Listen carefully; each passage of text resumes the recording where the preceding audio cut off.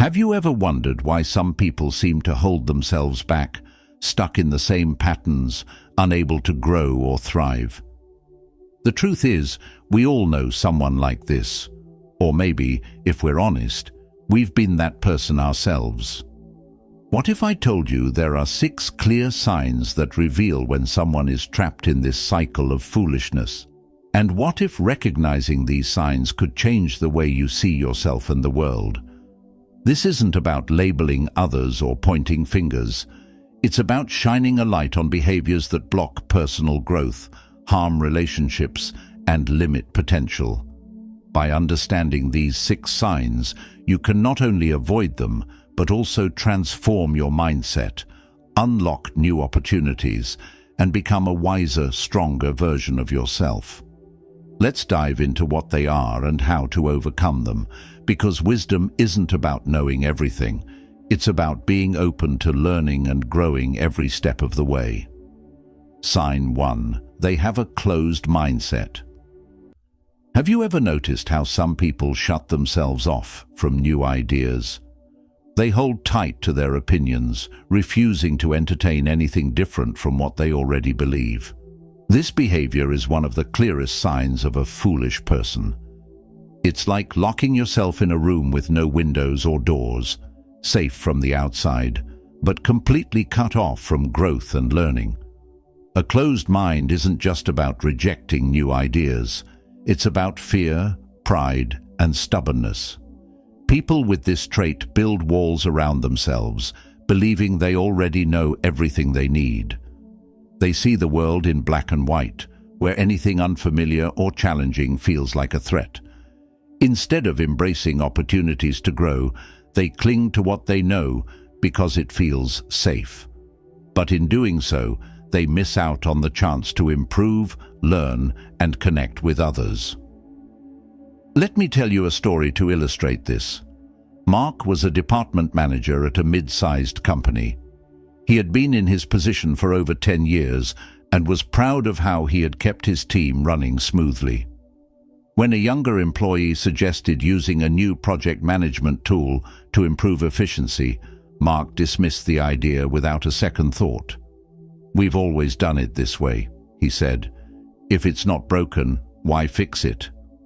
At first, it seemed like Mark's confidence was well placed. His team continued working the way they always had, but as time went on, the cracks began to show. Other teams in the company started using new tools and strategies, leading to better results and faster workflows. Mark's team, however, began to fall behind. Deadlines were missed, morale dropped, and frustration grew among his employees. Despite all the signs, Mark refused to admit there was a problem. He blamed his team, the market, and even bad luck, but he never considered that his refusal to adapt might be the issue. In the end, his department's performance suffered, and Mark was passed over for a promotion. His pride and closed-mindedness had not only hurt him, but also his team. This story highlights an important lesson. A closed mind doesn't just block new knowledge, it also stunts growth and damages relationships. When someone refuses to consider new ideas or perspectives, they create a stagnant environment where innovation and progress are impossible. This doesn't just affect the individual, but everyone around them. One powerful way to avoid this trap is to practice saying, "I don't know, but I'm willing to learn." This simple phrase can open doors you didn't even know existed. It shows others that you're approachable and willing to grow, which can lead to stronger relationships and new opportunities. 2. They constantly blame others. Blaming is an easy way to avoid responsibility, but it's also one of the most destructive habits a person can have. It's like wearing blinders that prevent you from seeing the truth. Instead of learning from mistakes, a person who blames others stays stuck in a cycle of denial and failure. Let's break this down. Why do people blame others? The answer is simple. It's easier than looking in the mirror. Admitting fault requires courage, humility, and a willingness to grow. Blaming, on the other hand, offers a quick escape. It shifts the focus away from the person's own shortcomings and places the burden on someone or something else. But while it may provide temporary relief, it ultimately holds the person back from becoming better. Consider Lisa's story. Lisa was an event organizer responsible for planning a major conference. She had months to prepare, but things started to go wrong early on. She delayed sending out important details to the marketing team, which left them with little time to promote the event. By the time the conference arrived, attendance was far lower than expected. When her boss asked what had happened, Lisa was quick to point fingers. "The marketing team didn't do their job," she said. "They should have worked harder to spread the word." She ignored the fact that her own delay had caused the problem. Even when the truth came out, Lisa refused to take responsibility. Her colleagues lost trust in her, and she eventually stepped down from her position. What can we learn from Lisa's story? Blaming others might seem like an easy way out, but it comes with serious consequences. It damages relationships, erodes trust, and creates a toxic environment. Worse, it prevents the person from learning and growing. When someone refuses to take responsibility, they miss out on the opportunity to improve. Sign 3. They are arrogant. Arrogance is the belief that you are always right, that your ideas are the best, and that you have nothing left to learn. It creates a wall between you and others, preventing you from growing, connecting, or achieving true wisdom. Arrogance isn't strength. It's a weakness disguised as confidence. Imagine this. You're in a meeting at work, and there's one person who dominates every conversation. They interrupt others, dismiss suggestions, and act as though their ideas are the only ones that matter. This person may seem confident, but their behavior reflects insecurity. They're so focused on proving themselves that they miss opportunities to learn and collaborate. Let me tell you about Michael, a manager at a large corporation. Michael had a reputation for being the smartest person in the room, or at least that's what he wanted everyone to think. In meetings, he often interrupted his colleagues, mocked their ideas, and pushed his own agenda. His arrogance created tension within the team, but Michael didn't care. He believed he was always right. One day, the company faced a major challenge. A project that Michael had led failed to meet its goals, costing the company time and money. When his boss asked him to reflect on what went wrong, Michael refused to admit any mistakes. Instead, he blamed his team, claiming they didn't understand his vision. But the truth was clear to everyone else. Michael's arrogance had blinded him to valuable input and better solutions. What happened next? Michael's boss decided to assign future projects to another manager, someone who was willing to listen and collaborate. Michael's career stalled because his arrogance made him difficult to work with and unable to adapt. His behavior didn't just hurt him, it hurt his entire team. Arrogance is one of the biggest barriers to growth. When you think you know everything, you stop learning. When you refuse to listen to others, you miss out on new perspectives and ideas. And when you focus on proving you're right, you create conflict and tension instead of connection and understanding. A powerful practice is to admit when you're wrong. This might feel uncomfortable at first, but it's one of the most effective ways to build trust and grow as a person. When you acknowledge your mistakes, you show others that you're willing to learn and improve. You also set an example of humility and accountability. Fourth sign, they lack empathy. Empathy is the ability to understand and share the feelings of others. It's what connects us as human beings and allows us to build meaningful relationships. A person who lacks empathy is often blind to the struggles, needs, and emotions of those around them. This not only isolates them, but also leads to conflict, misunderstandings, and damaged relationships. When someone lacks empathy, they fail to see beyond their own perspective.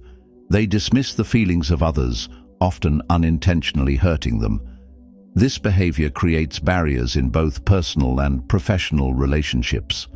People who lack empathy may seem cold, indifferent, or even cruel, but at its core, this trait often comes from ignorance or an inability to look outside oneself. Imagine, Paul was a team leader at a marketing firm. He was known for being highly focused on results, but he often ignored the human side of his role. One day, a member of his team, Susan, missed a major deadline. Paul was furious. In front of the entire team, he criticized Susan for being unprofessional and unreliable. What Paul didn't know, or didn't bother to find out, was that Susan's son had been seriously ill, and she had been juggling work with hospital visits. Her delay wasn't due to laziness or lack of commitment. It was because she was overwhelmed by circumstances beyond her control.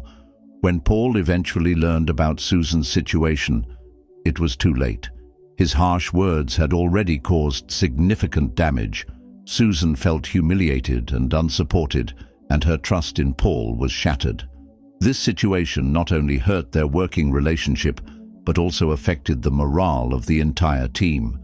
Paul's lack of empathy had created a ripple effect of negativity. This story highlights an important truth. A lack of empathy doesn't just harm the person who exhibits it, it affects everyone around them.